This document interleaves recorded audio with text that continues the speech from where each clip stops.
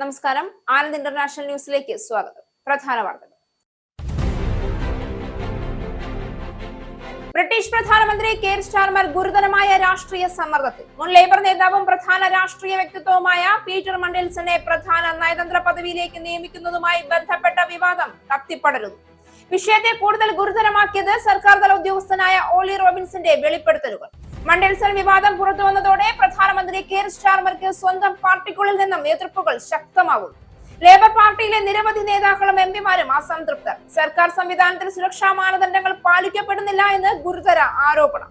UK-യിലെ ഏറ്റവും പുതിയ അഭിപ്രായ സർവേയിൽ ഗ്രീൻ പാർട്ടിയെക്കാളും കൺസർവേറ്റീവ് പാർട്ടിയെക്കാളും 10 പോയിന്റ് ലീഡ് നേടി റിഫോം UK വീണ്ടും ഒന്നാം സ്ഥാനത്ത്. ഏറ്റവും പുതിയ YouGov സർവേയിൽ റിഫോം UKക്ക് അനുകൂലമായ അഭിപ്രായം രേഖപ്പെടുത്തിയത് 27% പേർ.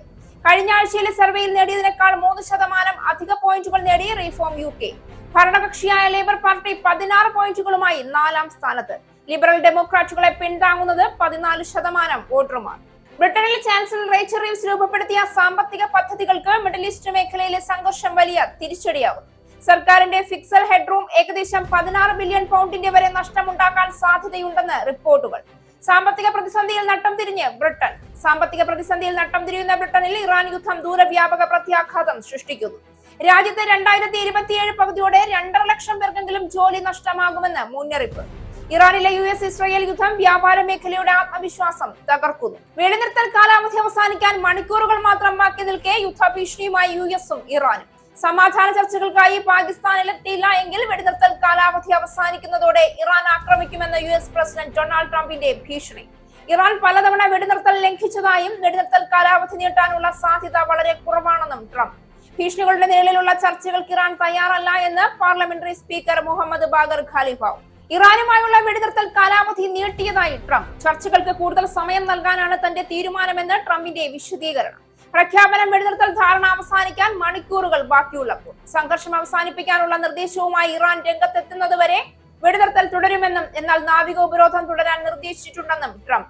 ഇറാനുമായുള്ള യുദ്ധം അമേരിക്കയുടെ ആയുധ ശേഖരത്തിൽ വലിയ കുറവ് വരുത്തിയതായി റിപ്പോർട്ട്. പാട്രിയറ്റ് എയർ ഡിഫൻസ് ഇന്റർസെപ്റ്ററുകൾ പകുതിയോളം ഉപയോഗിച്ചു കഴിഞ്ഞു. പഹൽഗാം ഭീകരാക്രമണത്തിന്റെ 1ാം വാർഷികത്തിൽ ഇരകൾക്ക് ആദരാഞ്ജലികൾ അർപ്പിച്ച് പ്രധാനമന്ത്രി നരേന്ദ്രമോദി.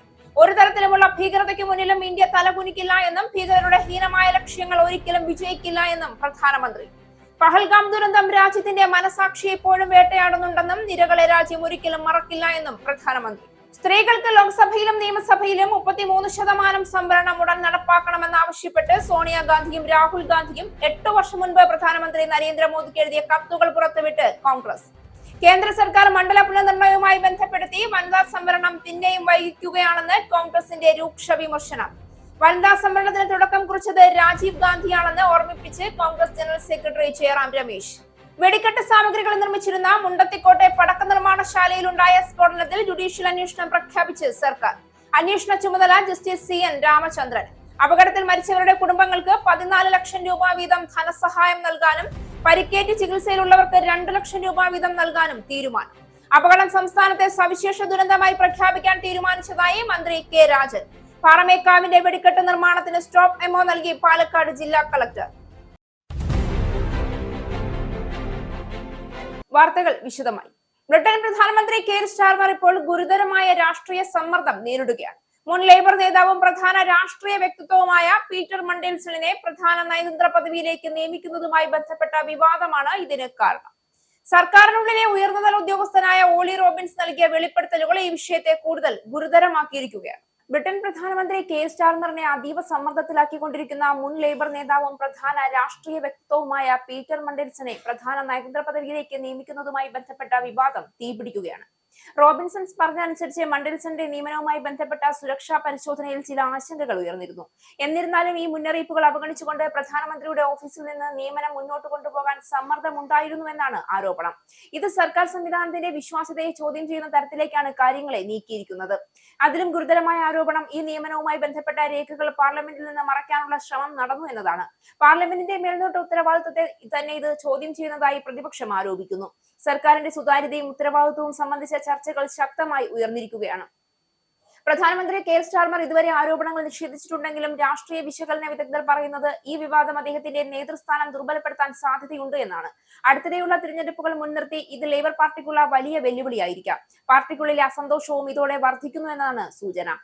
മണ്ടേൽസൺ വിവാദം പുറത്തു വന്നതോടെ പ്രധാനമന്ത്രി കെയർ സ്റ്റാർമർക്ക് സ്വന്തം പാർട്ടിക്കുള്ളിൽ നിന്നും ശക്തമായ എതിർപ്പുകൾ ഉയരുന്നു. ലേബർ പാർട്ടിയിലെ നിരവധി നേതാക്കളും എംപിമാരും ഈ വിഷയത്തിൽ അസന്തോഷം തുറന്നു പറഞ്ഞ് രംഗത്ത് വന്നു കഴിഞ്ഞു എന്നാണ് റിപ്പോർട്ടുകൾ.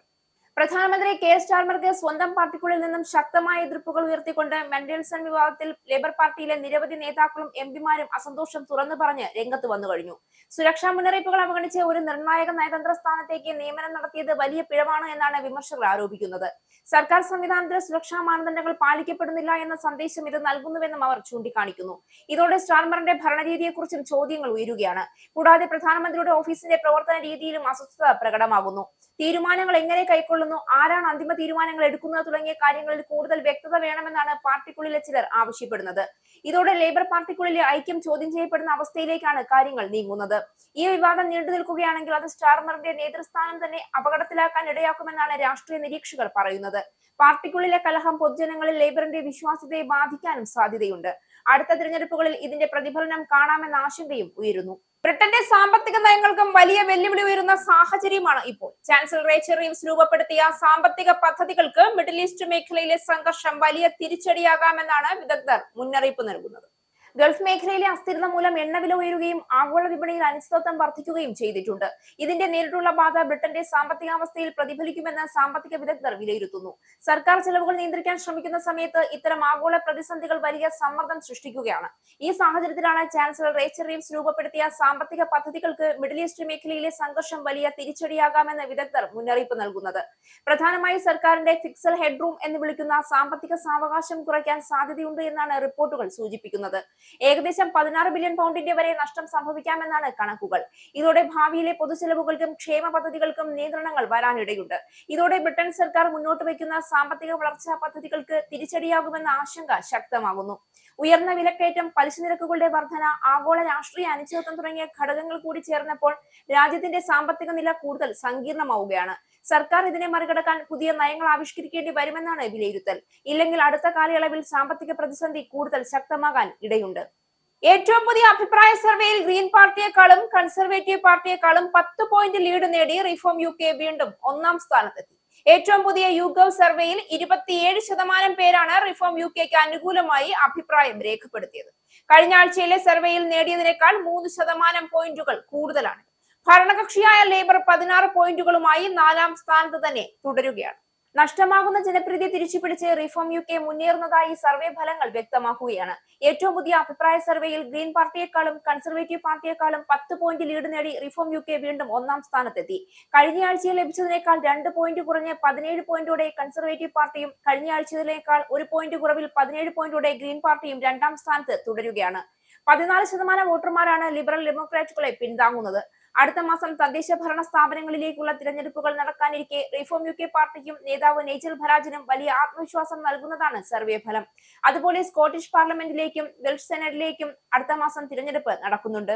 സാമ്പത്തിക പ്രതിസന്ധിയിൽ നട്ടം തിരിയുന്ന ബ്രിട്ടനിൽ ഇറാൻ യുദ്ധം ദൂരവ്യാപക പ്രത്യാഘാതം സൃഷ്ടിക്കുന്നു. രാജ്യത്ത് 2027 പകുതിയോടെ 2.5 ലക്ഷം പേർക്കെങ്കിലും ജോലി നഷ്ടമാകുമെന്നാണ് മുന്നറിയിപ്പ്. ഇറാനിലെ US ഇസ്രായേൽ യുദ്ധം ബിസിനസ് ആത്മവിശ്വാസം തകർക്കുന്നതിനിടെയാണ് ഈ സ്ഥിതി. ഇറാൻ യുദ്ധം കാരണം UKയിൽ 2.5 ലക്ഷം പേർക്കെങ്കിലും ജോലി നഷ്ടമാകുമെന്ന് റിപ്പോർട്ട്. സാമ്പത്തിക പ്രതിസന്ധിയിലേക്ക് ചുവടുവെക്കുമെന്ന ആശങ്കകൾക്കിടെ ചാൻസലർ റേച്ചൽ റീവ്സ് ബാങ്ക് മേധാവികളെ വിളിച്ചുകൂട്ടിയിരുന്നു. ഇതിനിടെയാണ് ഉന്നത അക്കൗണ്ടിംഗ് സ്ഥാപനങ്ങൾ UK നേരിടുന്ന സാമ്പത്തിക ഭീഷണി സംബന്ധിച്ച് 2 റിപ്പോർട്ട് പുറത്തുവിട്ടത്. ഹോർമൂസ് കടലിടുക്ക് അടച്ചിട്ടും പ്രദേശത്തെ അയൽക്കാർക്ക് നേരെ ആക്രമണം നടത്തിയും ഇറാൻ തിരിച്ചടിക്കുമ്പോൾ എണ്ണ, ഗ്യാസ് വില കുതിച്ചുയരുകയാണ്. ഇത് കോവിഡ് മഹാമാരിക്ക് ശേഷമുള്ള ഏറ്റവും വലിയ സാമ്പത്തിക പ്രത്യാഘാതം സൃഷ്ടിക്കുമെന്ന് EY ഐറ്റം ക്ലബ്ബ് പ്രവചിക്കുന്നു. UKയിലെ വലിയ ബിസിനസ്സുകൾ ഇപ്പോൾ തന്നെ ചെലവഴിക്കൽ പദ്ധതികൾ വെട്ടിക്കുറയ്ക്കുന്നതായി ലിയോയിറ്റിന്റെ റിപ്പോർട്ടും പറയുന്നു. ഇത് ധനകാര്യ നടപടികളെ മാത്രമല്ല ഹയറിംഗിനെയും ബാധിക്കും. ഈ വർഷത്തെ 2-3 പാദങ്ങളിൽ UK സമ്പദ് വ്യവസ്ഥ സ്തംഭനാവസ്ഥയിലേക്ക് എത്തുമെന്നാണ് EY ഐറ്റം ക്ലബിന്റെ പ്രതീക്ഷ. ഇത് സാമ്പത്തിക പ്രതിസന്ധിയിലേക്ക് രാജ്യമെത്തുന്ന ഭീഷണി നേരിടും. 2025-ൽ 1.4% വളർച്ച എന്നത് ഈ വർഷം 0.7% എന്ന നിലയിലേക്ക് ചുരുങ്ങുമെന്നാണ് കരുതുന്നത്. ഫെബ്രുവരിയിൽ GDP നേടിയ ആശ്വാസ വളർച്ച പോലും യുദ്ധ സാഹചര്യത്തിൽ കൈമോശം വരും. വെടിനിർത്തൽ കാലാവധി അവസാനിക്കാൻ മണിക്കൂറുകൾ മാത്രം ബാക്കി നിൽക്കെ യുദ്ധഭീഷണിയുമായി യുഎസും ഇറാനും. സമാധാന ചർച്ചകൾക്കായി പാകിസ്ഥാനിൽ എത്തിയില്ല എങ്കിൽ ബുധനാഴ്ച വെടിനിർത്തൽ കാലാവധി അവസാനിക്കുന്നതോടെ ഇറാൻ ആക്രമിക്കുമെന്ന് യുഎസ് പ്രസിഡന്റ് ഡൊണാൾഡ് ട്രംപ് ഭീഷണി മുഴക്കി. വെടിനിർത്തൽ കാലാവധി അവസാനിക്കാൻ മണിക്കൂറുകൾ മാത്രം ബാക്കി നിൽക്കെ യുദ്ധഭീഷണിയുമായി യുഎസും ഇറാനും വാക്കുകൾ കൊണ്ട് ഏറ്റുമുട്ടൽ തുടരുകയാണ്. വെടിനിർത്തൽ കാലാവധി നീട്ടാനുള്ള സാധ്യത വളരെ കുറവാണെന്ന് ട്രംപ് ബ്ലൂംബർഗ് ന്യൂസിനോട് പറഞ്ഞു. ഇറാൻ പലതവണ വെടിനിർത്തൽ ലംഘിച്ചതായും അദ്ദേഹം ആരോപിച്ചു. എന്നാൽ ഭീഷണികളുടെ നിഴലിലുള്ള ചർച്ചകൾക്ക് ഇറാൻ തയ്യാറല്ല എന്ന് വ്യക്തമാക്കിയ പാർലമെന്ററി സ്പീക്കർ മുഹമ്മദ് ബാഗർ ഖാലിഫാഫ് കഴിഞ്ഞ രണ്ടാഴ്ചയായി യുദ്ധത്തിലിറക്കാനുള്ള പുതിയ കാർഡുകൾ തയ്യാറാക്കുകയായിരുന്നു രാജ്യമെന്ന് എക്സിൽ കുറിച്ചു. അതിനിടെ യുഎസ് പ്രതിനിധി സംഘവുമായി വൈസ് പ്രസിഡന്റ് JD വാൻസ് ഇസ്ലാമാബാദിലേക്ക് പുറപ്പെട്ടെന്ന് CNN റിപ്പോർട്ട് ചെയ്തു. ഖാലിഫാഫിന്റെ നേതൃത്വത്തിൽ ഇറാൻ നയതന്ത്ര സംഘം ഇസ്ലാമാബാദിലെത്താൻ സമ്മതിച്ചതായി ഉയർന്ന പാകിസ്ഥാൻ ഉദ്യോഗസ്ഥനെ ഉദ്ധരിച്ച് സൗദി അറേബ്യയിലെ വാർത്താ മാധ്യമമായ അൽ അറബിയ റിപ്പോർട്ട് ചെയ്തു. സമാധാന ചർച്ചയ്ക്ക് ഇറാൻ പരമോന്നത നേതാവ് മുജ്തബ ഖമേനി പച്ചക്കൊടി കാണിച്ചെന്ന് ആക്സിയോസ് റിപ്പോർട്ട് ചെയ്തിരുന്നു. എന്നാൽ ഈ വാർത്തകൾ നിഷേധിച്ച ഇറാൻ ദേശീയ മാധ്യമം ഇറാനിൽ നിന്ന് ചർച്ചകൾക്കായി ആരും പോകുന്നില്ല എന്ന് വ്യക്തമാക്കി. ഇറാൻ ചർച്ചകൾക്ക് തയ്യാറാകുമെന്ന വിശ്വാസമാണ് ട്രംപ് പ്രകടിപ്പിച്ചത്. രണ്ടാം ഘട്ട ചർച്ച ഉണ്ടാകുമെന്ന് ഉറപ്പാണെന്നും ഉടൻ കരാറിലെത്തുമെന്ന് വിശ്വസിക്കുന്നെന്നും അദ്ദേഹം ചൊവ്വാഴ്ച വൈറ്റ് ഹൌസിലെത്തിയ മാധ്യമപ്രവർത്തകരോട് പറഞ്ഞു. സമാധാന കരാറിൽ ഇറാൻ ഒപ്പിട്ടാൽ താൻ ഇസ്ലാമാബാദിൽ നേരിട്ടെത്തുമെന്ന് ട്രംപ് അറിയിച്ചതായി റോയിട്ടേഴ്സ് റിപ്പോർട്ട് ചെയ്തു. ഹോർമൂസ് കടലിടുക്കിന്മേലുള്ള നിയന്ത്രണം വിട്ടുകൊടുക്കാൻ തയ്യാറല്ല എന്ന നിലപാടിൽ മാറ്റം വരുത്താൻ ഇരു രാജ്യങ്ങളും ഇതുവരെ തയ്യാറായിട്ടില്ല. അതിനിടെ സമാധാന ചർച്ചകൾക്കായുള്ള പാകിസ്ഥാന്റെ ശ്രമങ്ങൾക്ക് ചൈന പൂർണ്ണ പിന്തുണ പ്രഖ്യാപിച്ചു. ഇറാനുമായുള്ള വെടിനിർത്തൽ കാലാവധി നീട്ടിയതായി ട്രംപ്. ചർച്ചകൾക്ക് കൂടുതൽ സമയം നൽകാനാണ് തന്റെ തീരുമാനമെന്ന് ട്രംപ് ട്രൂത്ത് സോഷ്യലിൽ കുറിച്ചു. എന്നാൽ നാവിക ഉപരോധം തുടരുമെന്നും ട്രംപ് വ്യക്തമാക്കി. ഇറാനുമായുള്ള വെടിനിർത്തൽ കാലാവധി നീട്ടിയതായി പറഞ്ഞ ട്രംപ് സംഘർഷം അവസാനിപ്പിക്കാനുള്ള നിർദ്ദേശവുമായി ഇറാൻ രംഗത്തെത്തുന്നതുവരെ വെടിനിർത്തൽ തുടരുമെന്നും അറിയിച്ചു. എന്നാൽ നാവിക ഉപരോധം തുടരാൻ നിർദ്ദേശിച്ചിട്ടുണ്ടെന്നും ട്രംപ് അറിയിച്ചു. ഇറാനിയൻ ആഭ്യന്തര പ്രശ്നങ്ങളാണ് ചർച്ചകൾ തകരാൻ കാരണം. പാകിസ്ഥാൻ നേതാക്കൾ വെടിനിർത്തൽ നീട്ടാൻ ആവശ്യപ്പെട്ടതായും അദ്ദേഹം കൂട്ടിച്ചേർത്തു. ഇറാൻ സർക്കാർ ഗുരുതരമായി ഭിന്നിച്ചിരിക്കുകയാണ്. വെടിനിർത്തൽ നീട്ടണമെന്ന് പാകിസ്ഥാൻ ഫീൽഡ് മാർഷൽ അസീം മുനീർ, പ്രധാനമന്ത്രി ഷഹബാസ് ഷെരീഫ് എന്നിവർ അഭ്യർത്ഥിച്ചു. അതിനാൽ ഇറാന്റെ നേതാക്കൾക്കും പ്രതിനിധികൾക്കും ഒരു ഏകീകൃത നിർദ്ദേശം മുന്നോട്ട് വയ്ക്കാൻ കഴിയുന്നതുവരെ ആക്രമണം നിർത്തിവെക്കാൻ ഞങ്ങളോട് ആവശ്യപ്പെട്ടിരിക്കുന്നു. എന്നാൽ ഹോർമൂസ് കടലിടുക്കിലെ ഇറാനിയൻ തീരത്തെ തുറമുഖങ്ങളിലെ ഉപരോധം തുടരും. മറ്റെല്ലാ കാര്യങ്ങളിലും US സൈന്യം സജ്ജരായിരിക്കുമെന്നും ട്രംപ് ട്രൂത്ത് സോഷ്യലിൽ പറഞ്ഞു. വെടിനിർത്തൽ ധാരണ അവസാനിക്കാൻ മണിക്കൂറുകൾ ബാക്കിയുള്ളപ്പോഴാണ് പ്രഖ്യാപനം വന്നത്. വൈസ് പ്രസിഡന്റ് JD വാൻസ് പാകിസ്ഥാനിലേക്ക് പോകില്ല എന്ന് വൈറ്റ് ഹൌസ് നേരത്തെ അറിയിച്ചിരുന്നു. ഇറാനുമായുള്ള യുദ്ധം അമേരിക്കയുടെ ആയുധ ശേഖരത്തിൽ വലിയ കുറവ് വരുത്തിയതായി റിപ്പോർട്ട്. ഫെബ്രുവരി മാസം 28-ാം തീയതി ആരംഭിച്ച യുദ്ധം 7 ആഴ്ച പിന്നിടുമ്പോൾ അമേരിക്ക അവരുടെ മിസൈൽ ശേഖരത്തിലെ വലിയൊരു ഭാഗം ഉപയോഗിച്ചു കഴിഞ്ഞതായി രാജ്യാന്തര മാധ്യമമായ CNN റിപ്പോർട്ട് ചെയ്തു. ഇറാനുമായുള്ള യുദ്ധം അമേരിക്കയുടെ ആയുധ ശേഖരത്തിൽ വലിയ കുറവ് വരുത്തിയതായുള്ള റിപ്പോർട്ടുകളാണ് ഏറ്റവും ഒടുവിലായി അമേരിക്കൻ മാധ്യമങ്ങൾ റിപ്പോർട്ട് ചെയ്യുന്നത്. പാട്രിയറ്റ് എയർ ഡിഫൻസ് ഇന്റർസെപ്റ്ററുകൾ പാതിയോളം ഉപയോഗിച്ചു കഴിഞ്ഞതായും മറ്റു സംവിധാനങ്ങളും വ്യാപകമായി ഉപയോഗിക്കുന്നുണ്ടെന്നുമാണ് റിപ്പോർട്ട് വ്യക്തമാക്കുന്നത്. Centre for strategic and international സ്റ്റഡീസിന്റെ വിശകലനത്തെ ആസ്പദമാക്കിയുള്ളതാണ് റിപ്പോർട്ട്. THAAD ഇന്റർസെപ്റ്ററുകളിൽ പാതിയിലേറെയും പ്രയോഗിച്ചു കഴിഞ്ഞതായും പ്രിസിഷൻ സ്ട്രൈക്ക് മിസൈലുകളിൽ ചുരുങ്ങിയത് 45% ഉപയോഗിച്ചതായും റിപ്പോർട്ടിലുണ്ട്. 30% ടോം ഹോക്ക് മിസൈലുകളും ദീർഘദൂര joint air to surface stand off മിസൈലുകളുടെ 20%-ലേറെയും US പ്രയോഗിച്ചിട്ടുണ്ട്. മാത്രമല്ല SM-3, SM-5 മിസൈലുകളും വലിയ അളവിൽ ഉപയോഗിക്കപ്പെട്ടിട്ടുണ്ട് എന്ന് റിപ്പോർട്ടിൽ പറയുന്നു. ഇത്തരത്തിൽ ഉയർന്ന അളവിലുള്ള ഉപയോഗം അമേരിക്കയുടെ സൈനിക മുന്നൊരുക്കങ്ങളെ ബാധിച്ചേക്കാമെന്നാണ് വിദഗ്ധരുടെ വിലയിരുത്തൽ. കുറച്ചുകാലത്തേക്ക് കൂടിയുള്ള സൈനിക നടപടികൾക്ക് ആവശ്യമായ അളവിൽ US-ന്റെ പക്കൽ ആയുധങ്ങളുണ്ട്. എന്നാൽ മറ്റെവിടെയെങ്കിലും വലിയൊരു സംഘർഷം ഉണ്ടാകുന്ന പക്ഷം അതിനെ നേരിടാൻ ആവശ്യമായ വിധത്തിലുള്ളതല്ല ഈ ആയുധ ശേഖരമെന്നും വിദഗ്ധർ മുന്നറിയിപ്പ് നൽകുന്നു. മിസൈൽ ഉൽപാദനം വർദ്ധിപ്പിക്കുന്നതിന്റെ ഭാഗമായി പെന്റഗൺ കരാറുകളിൽ ഇതിനകം തന്നെ ഒപ്പുവെച്ചിട്ടുണ്ട് എന്നാണ് വിവരം. എന്നിരുന്നാലും ഇവ സൈന്യത്തിന് ലഭ്യമാകുന്നതിന് കാലതാമസമുണ്ടായേക്കും. നിർണായക പ്രതിരോധ സംവിധാനങ്ങൾക്ക് പകരക്കാരെ കൊണ്ടുവരാൻ ചിലപ്പോൾ 3 മുതൽ 5 വരെ വർഷങ്ങളും വേണ്ടി വന്നേക്കുമെന്നാണ് കരുതപ്പെടുന്നത്. ഇറാനുമായുള്ള യുദ്ധം ആരംഭിക്കുന്നതിന് മുന്നേ തന്നെ ആയുധ ശേഖരത്തെക്കുറിച്ചുള്ള ആശങ്കകൾ സൈനിക ഉന്നതർ പങ്കുവച്ചിരുന്നെന്നാണ് വിവരം. US, ഇസ്രയേൽ, ഇറാൻ യുദ്ധം ആരംഭിച്ചതിന് പിന്നാലെ ആയുധങ്ങളുടെ ഉപയോഗത്തെക്കുറിച്ച് US നിയമനിർമ്മാണ സഭാംഗങ്ങൾ ആശങ്ക പങ്കുവച്ചിരുന്നു. ഇറാന്റെ പക്കൽ ഇപ്പോഴും കരുത്തുള്ള മിസൈലുകളും ഡ്രോണുകളും ഉണ്ടെന്നും ഇത് US-ന് മേൽ സമ്മർദ്ദത്തിന് വഴിതെളിച്ചേക്കാമെന്നും അവർ ചൂണ്ടിക്കാണിച്ചിരുന്നു. സമീക്ഷ യുകെയുടെ 8ാമത് ദേശീയ സമ്മേളനം മെയ് 2-ന് സഖാവ് VS അച്യുതാനന്ദൻ നഗറിൽ നടക്കാനിരിക്കെ അതിന് മുന്നോടിയായുള്ള 5 ഏരിയ സമ്മേളനങ്ങളും വിജയകരമായി പൂർത്തിയാക്കിയതായി സ്വാഗത സംഘം ഭാരവാഹികൾ അറിയിച്ചു. ദേശീയ സമ്മേളനത്തിനായുള്ള ഒരുക്കങ്ങൾ പുരോഗമിച്ചുകൊണ്ടിരിക്കുകയാണെന്ന് സ്വാഗത സംഘം ചെയർമാൻ അജീഷ് ഗണപതിയനും ജനറൽ കൺവീനർ ബൈജു നാരായണനും അറിയിച്ചു. യുകെയിലുടനീളം നടന്ന സംഘടനാ പ്രവർത്തനങ്ങളുടെ ഭാഗമായി മാർച്ച് 31-ന് മുൻപായി 25 യൂണിറ്റ് സമ്മേളനങ്ങൾ പൂർത്തിയാക്കി. തുടർന്ന് ഏപ്രിൽ 10, 11, 12, 19, 20 തീയതികളിലായി യഥാക്രമം Birmingham, northern Ireland, Manchester, London, Wales area സമ്മേളനങ്ങൾ പൂർത്തിയാക്കിയാണ് സമീക്ഷ UK ദേശീയ സമ്മേളനത്തിലേക്ക് കടക്കുന്നത്. മാഞ്ചസ്റ്റർ ഏരിയ സമ്മേളനം ലോക കേരള സഭാംഗവും Anand media, Anand TV, Anand travels ഡയറക്ടറുമായ S. ശ്രീകുമാർ ഉദ്ഘാടനം ചെയ്തു. 5 ഏരിയകളിൽ നിന്നായി തിരഞ്ഞെടുത്ത ഏകദേശം 150 പ്രതിനിധികളാണ് മെയ് 2 നടക്കുന്ന ദേശീയ സമ്മേളനത്തിൽ പങ്കെടുക്കുന്നത്. രാഷ്ട്രീയത്തിന് അതീതമായി സമൂഹത്തിൽ പ്രവർത്തിക്കുന്ന കല, കായിക, സാമൂഹിക, സാംസ്കാരിക രംഗങ്ങളിൽ പ്രവർത്തിക്കുന്ന മുഴുവൻ ആളുകളെയും ഉൾക്കൊള്ളിച്ച് സാംസ്കാരിക സമ്മേളനം സംഗീത, നൃത്തം, വിവിധ കലാരൂപങ്ങൾ എന്നിവ ഉൾക്കൊള്ളിച്ചുകൊണ്ട് നടത്താൻ ഉദ്ദേശിക്കുന്നതായി സംഘാടക സമിതി അറിയിക്കുകയുണ്ടായി. ഇനി പൗണ്ട്, യൂറോ, ഡോളർ, രൂപ ഇന്നത്തെ വിനിമയ നിരക്ക്. ഒരു പൗണ്ട് 126.81 ഇന്ത്യൻ രൂപ, ഒരു പൗണ്ട് 1.15 യൂറോ, ഒരു US ഡോളർ 93.82 ഇന്ത്യൻ രൂപ, ഒരു യൂറോ 110.24 ഇന്ത്യൻ രൂപ, ഒരു കനേഡിയൻ ഡോളർ 68.7 ഇന്ത്യൻ രൂപ. ഇനിയൊരു ഇടവേളയ്ക്ക് ശേഷം നാഷണൽ ന്യൂസ്.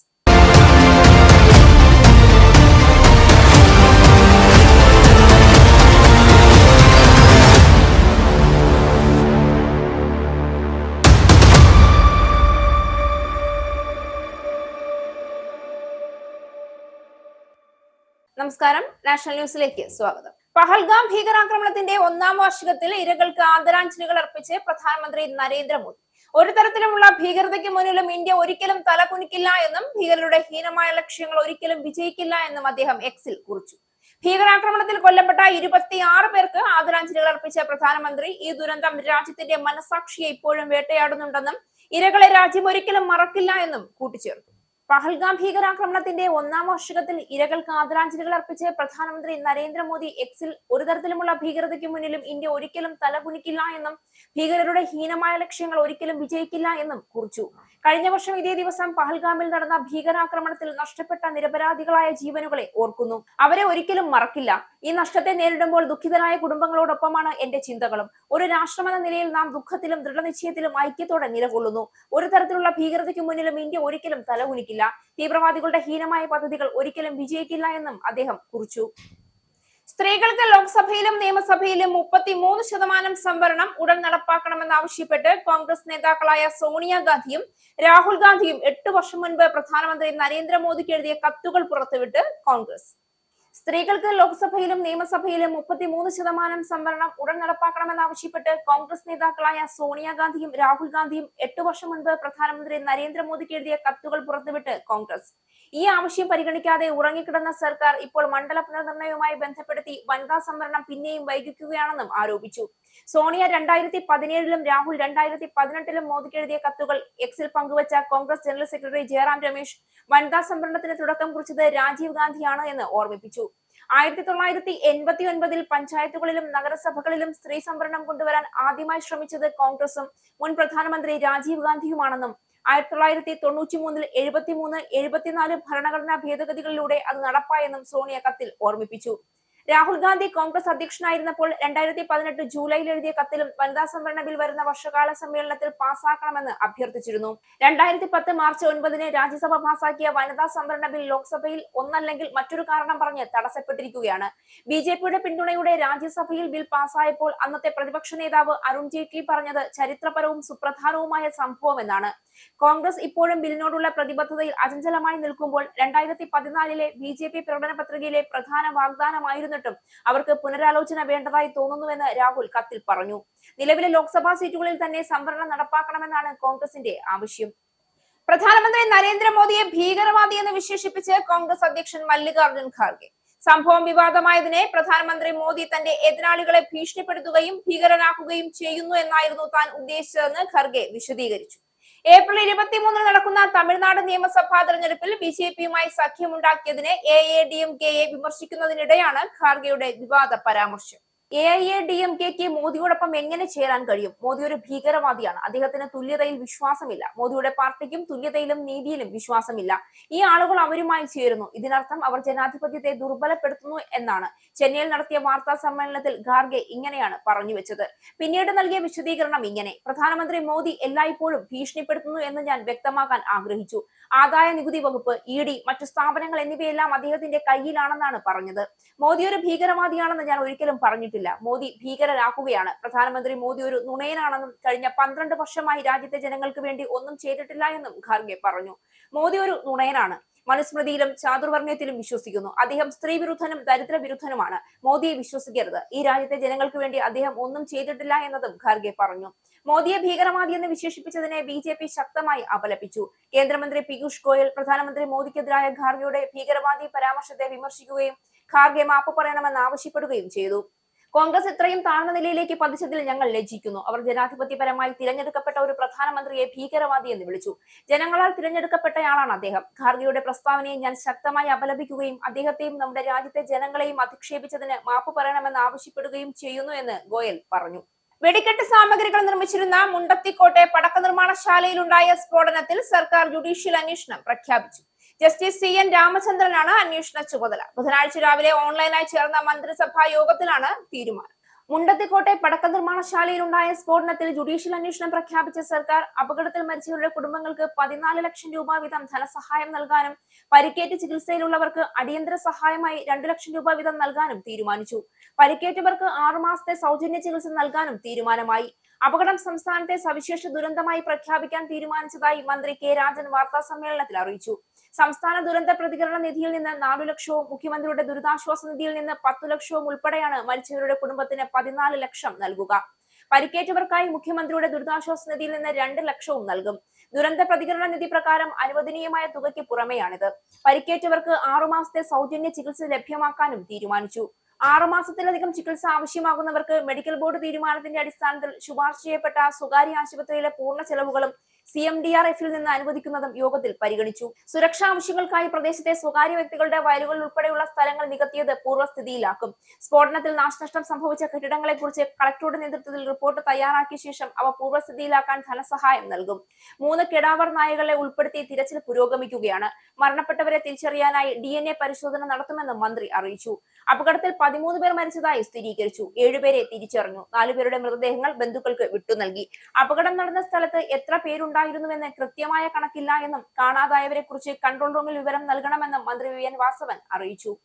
തൃശൂർ മുണ്ടത്തിക്കോട് വെടിക്കെട്ട് ദുരന്തത്തിന്റെ പശ്ചാത്തലത്തിൽ പാറമേക്കാവിന്റെ വെടിക്കെട്ട് നിർമ്മാണത്തിന് സ്റ്റോപ്പ് മെമ്മോ നൽകി പാലക്കാട് ജില്ലാ കളക്ടർ. പാലക്കാട് മുതലമട വെള്ളാരം കടവിലുള്ള വെടിമരുന്ന് നിർമ്മാണശാലയ്ക്കാണ് സ്റ്റോപ്പ് മെമ്മോ നൽകിയത്. ജില്ലാ കളക്ടറുടെ നിർദ്ദേശപ്രകാരം ചിറ്റൂർ തഹസിൽദാർ R രാമചന്ദ്രനാണ് സ്റ്റോപ്പ് മെമ്മോ നൽകിയിരിക്കുന്നത്. തൃശൂർ മുണ്ടത്തിക്കോട് വെടിക്കെട്ട് ദുരന്തത്തിന്റെ പശ്ചാത്തലത്തിൽ പാറമേക്കാവിന്റെ പാലക്കാട് മുതലമട വെള്ളാരം കടവിലുള്ള വെടിമരുന്ന് നിർമ്മാണശാലയ്ക്ക് പാലക്കാട് ജില്ലാ കളക്ടർ സ്റ്റോപ്പ് മെമ്മോ നൽകി. തൃശൂർ പൂരം നടത്തുന്നത് സംബന്ധിച്ച് അനൌദ്യോഗിക ചർച്ചകൾ നടക്കുകയാണ്. ഇതിനിടെയാണ് പാറമേക്കാവിന്റെ വെടിക്കെട്ട് നിർമ്മാണത്തിന് സ്റ്റോപ്പ് മെമ്മോ നൽകിയിരിക്കുന്നത്. കെവിൻ സ്റ്റീഫനാണ് പാറമേക്കാവ് വെടിക്കെട്ടിന്റെ ലൈസൻസ് നൽകിയിരിക്കുന്നത്. ഈ വെടിക്കെട്ട് നിർമ്മാണശാല പ്രവർത്തിക്കുന്നത് മുതലമടയ്ക്ക് സമീപം വെള്ളാരം കടവിലാണ്. ഇതിന്റെ നിർമ്മാണത്തിനാണ് സ്റ്റോപ്പ് മെമ്മോ നൽകിയിരിക്കുന്നത്. ഈ വെടിക്കെട്ട് നിർമ്മാണശാലയുടെ പ്രവർത്തനം പൂർണ്ണമായും നിർത്തിവെക്കണമെന്നാണ് നിർദ്ദേശം നൽകിയിരിക്കുന്നത്. തിരുവമ്പാടി വിഭാഗം വെടിക്കെട്ടിൽ നിന്ന് പൂർണ്ണമായും വിട്ടുനിൽക്കുന്നതായി അറിയിച്ചിരുന്നു. പൂരം നടത്തണോ വേണ്ടയോ എന്നത് സർക്കാർ തീരുമാനിക്കട്ടെ എന്നായിരുന്നു അവരുടെ നിലപാട്. തമിഴ്നാട് വാൽപ്പാറ ചുരത്തിൽ ആളിയാറിനും അട്ടക്കട്ടിക്കും ഇടയിൽ ടെമ്പോ ട്രാവലർ മറിഞ്ഞുണ്ടായ അപകടത്തിൽ ഒരാൾ കൂടി മരിച്ചു. ചികിത്സയിലുണ്ടായിരുന്ന നൌഷാദാണ് മരിച്ചത്. കോയമ്പത്തൂർ മെഡിക്കൽ കോളേജിൽ ചികിത്സയിലിരിക്കെയാണ് അന്ത്യം. മരിച്ച നൌഷാദ് പാങ് GLP സ്കൂളിലെ ബസ് ഡ്രൈവറാണ്. ഇതോടെ അപകടത്തിൽ മരിച്ചവരുടെ എണ്ണം 10 ആയി. കഴിഞ്ഞ വെള്ളിയാഴ്ചയാണ് തമിഴ്നാട് വാൽപ്പാറ ചുരത്തിൽ ആളിയാറിനും അട്ടക്കട്ടിക്കും ഇടയിൽ ടെമ്പോ ട്രാവലർ മറിഞ്ഞ് അപകടമുണ്ടായത്.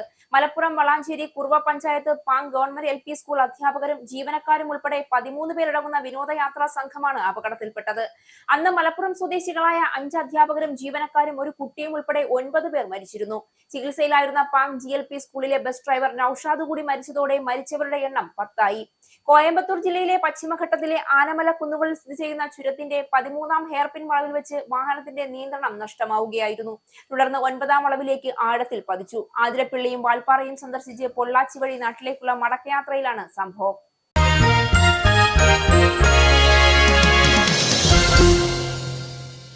IPL-ൽ ഡൽഹി ക്യാപിറ്റൽസിനെതിരെ സെഞ്ചുറിയുമായി അപൂർവ റെക്കോർഡ് സ്വന്തമാക്കി സൺറൈസേഴ്സ് ഹൈദരാബാദ് ഓപ്പണർ അഭിഷേക് ശർമ്മ. ഹൈദരാബാദിലെ ഉപ്പൾ സ്റ്റേഡിയത്തിൽ ഡൽഹി ബൗളർമാരെ 4 പാടും പറത്തിയ അഭിഷേക് 47 പന്തിലാണ് തന്റെ 2ാം IPL സെഞ്ചുറി പൂർത്തിയാക്കിയത്. ഇതോടെ IPL-ൽ 50 പന്തിൽ കുറഞ്ഞ പന്തുകളിൽ 2 സെഞ്ചുറികൾ നേടുന്ന ആദ്യ ഇന്ത്യൻ താരമായി അഭിഷേക് മാറി. IPL ഡൽഹി ക്യാപിറ്റൽസിനെ സെഞ്ചുറിയുമായി അപൂർവ റെക്കോർഡ് സ്വന്തമാക്കി താരമായതിനു പുറമെ ഒരു IPL ഇന്നിംഗ്സിൽ 2 തവണ 10 സിക്സറുകൾ വീതം പറത്തുന്ന ആദ്യ ഇന്ത്യൻ താരമെന്ന നേട്ടവും അഭിഷേക് സ്വന്തമാക്കി. 2025-ൽ പഞ്ചാബിനെതിരെ 55 പന്തിൽ 141 റൺസ് നേടിയപ്പോഴും അഭിഷേക് 10 സിക്സറുകൾ പറത്തിയിരുന്നു.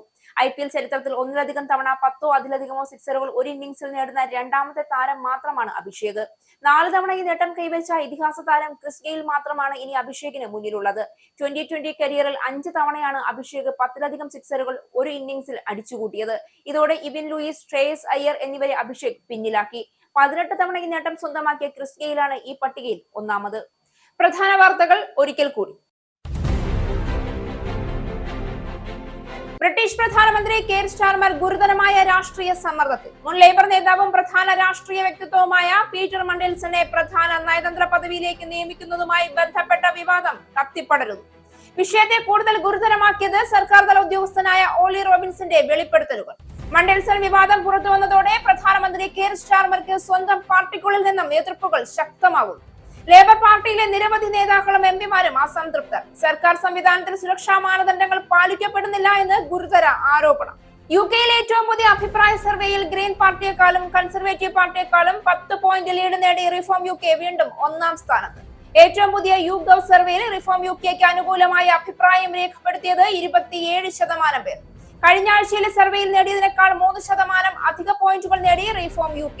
ഭരണകക്ഷിയായ ലേബർ പാർട്ടി 16 പോയിന്റുകളുമായി 4ാം സ്ഥാനത്ത്.